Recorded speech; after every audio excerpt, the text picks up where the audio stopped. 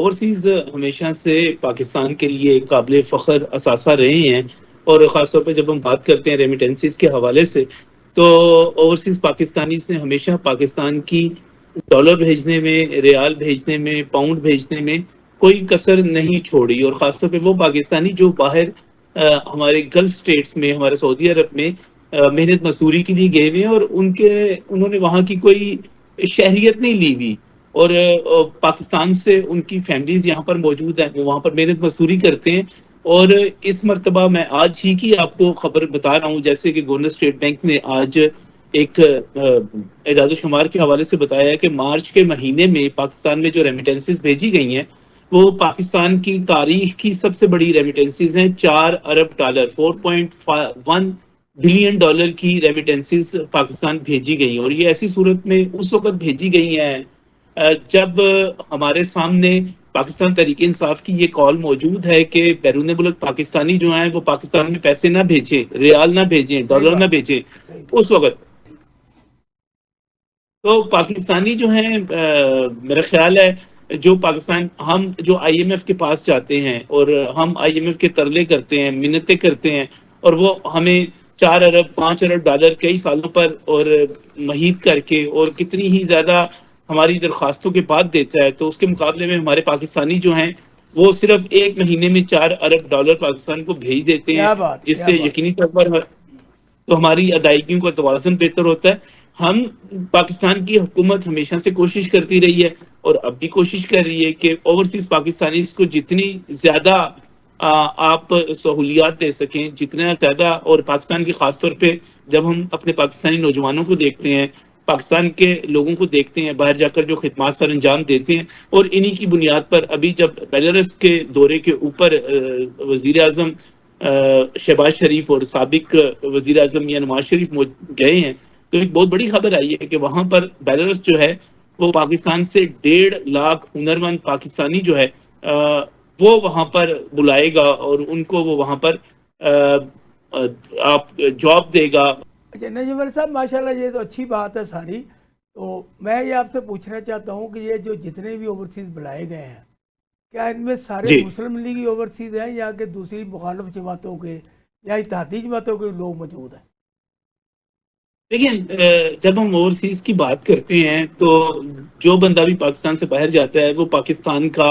नुमाइंदा होता है, पाकिस्तान को रिप्रेजेंट करता है और बुनियादी तौर पे तो जब हम बाहर के मुल्कों की बात करते हैं तो वहाँ पर तो मैं नहीं देखता कि किसी और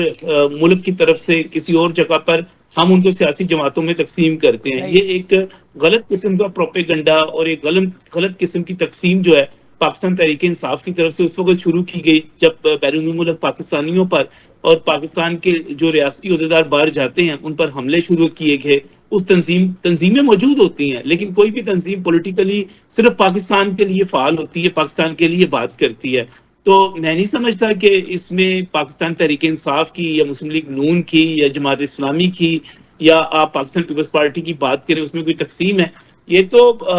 सब के सब जो हैं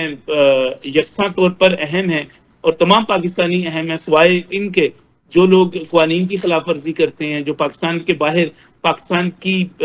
इज्जत को ख़राब करते हैं। उनके अलावा तो मेरा ख्याल है तमाम पाकिस्तानी जो क़वानीन चंद लोग जो क़वानीन तोड़ते हैं, जराइम में मुलव्विस होते हैं, उनके अलावा तो पाकिस्तानियों में कोई तकसीम नहीं है। तमाम लोग पाकिस्तान के सफ़ीर हैं वहाँ पर जो पाकिस्तानी बाहर हैं और अब भी जो इतराज़ है वो यही है। आपका पॉइंट आ गया। अब ये जो पंजाब में बल्दियाती इलेक्शन का शोर है, क्या आप देख रहे हैं कि बल्दियाती इलेक्शन होंगे और इसमें तहरीक इंसाफ का दूसरी सियासी जमातों को भी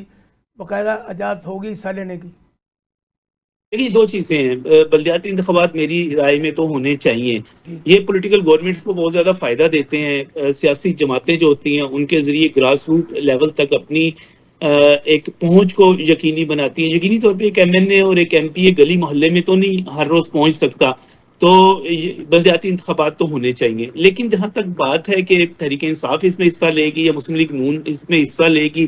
तो एक बात ज़हन में रखिएगा कि बल्दियाती इंतखाबात ज़्यादातर इस चीज़ को प्रेफर किया जाता है सिस्टम में कि ये गैर सियासी बुनियादों पर हों। उसकी वजह यह है कि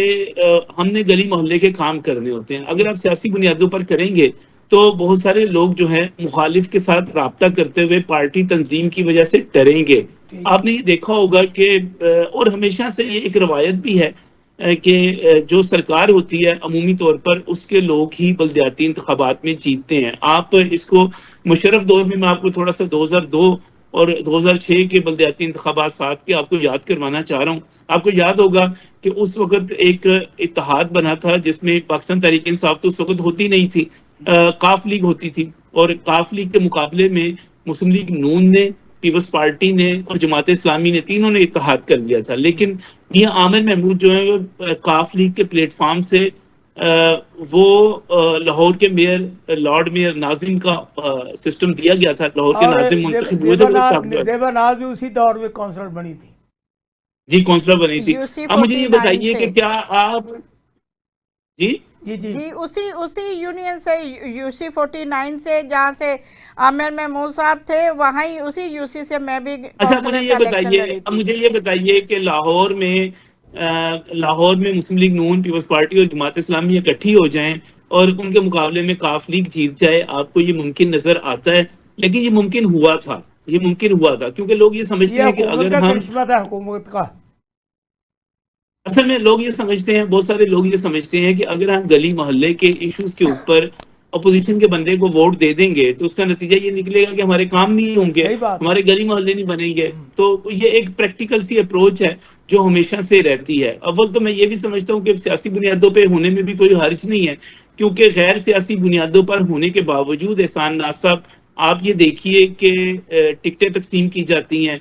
कोई ना कोई नारा अपनाया जाता है। जैसे इससे पहले मुस्लिम लीग नून जो है, जब गैर सियासी इंतखाबात भी थे तो एक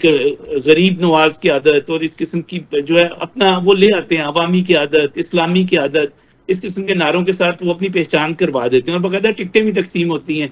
तो बल्दियाती इंतखाबात मेरी राय में तो होने थे। ये बाद में इसके पस पुछ तो सियासत हो रही होती है ना। मैं ये गुजारिश करता हूँ आपसे कि अब अभी ये प्रेसिडेंट लाहौर जो तरीके इंसाफ हैं वो आए थे और उनसे मेरी बात हुई तो उन्होंने कहा ये हम भरपूर हिस्सा ले रहे हैं और जिस तरह 8 फरवरी को लोगों ने हमें वोट डाला था ना चुन चुन के, इंशाल्लाह बल्दियती इलेक्शन में हमें वोट ऐसे ही डालेंगे। इस पर ज़रा अपनी राय दें आप।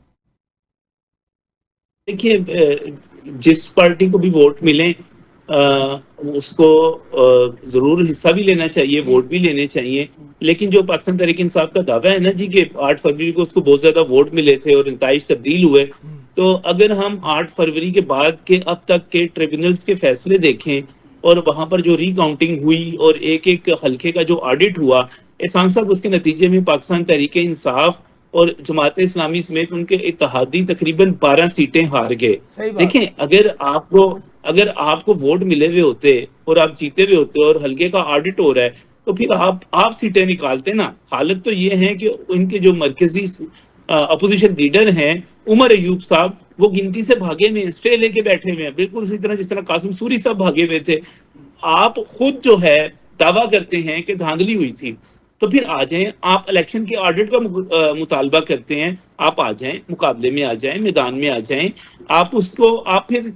आला अदालतों में जाकर स्टे लेके क्यों हुक्म इम्तनाई लेकर क्यों बैठते हैं, क्यों भागते हैं ऑडिट से? एक तरफ आप मुतालबा करते हैं, एक तरफ आप दावा करते हैं। देखें, दावा करना बहुत आसान है, ये कह देना कि मैं जीता हुआ था, मुखालिफ आ रहा हुआ था, ये कहना बहुत आसान है।